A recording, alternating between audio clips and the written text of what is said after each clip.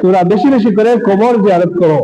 আর আল্লাহ রাব্বুল আলামিন বলেন, কুল ইন্নাল মাউতাল্লাযী তাফিরুনা মিনহু ফাইন্নাহু মুলাকীকুম সুম্মা তুরাদ্দুনা ইলা আলিমিল গায়বি ওয়াশ শাহাদাতি ফায়ুনাব্বিউকুম বিমা কুনতুম তা'মালুন।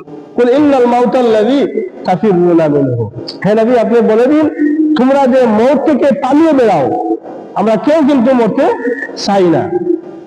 শেষ চেষ্টা পর্যন্ত আমরা চেষ্টা করে যাই যে এই মওত থেকে আমরা কিভাবে বাঁচতে পারি, কিন্তু মওত থেকে বাঁচা কারো পক্ষে সম্ভব নয়। আল্লাহ রাব্বুল আলামিন বলছেন, যদি তোমরা মজবুত অট্টালিকার ভিতরেও থাকো, তারপরও তোমাদেরকে মওতে ধরাশায়ী করবে। মওত তোমাদেরকে একদিন ধরবে।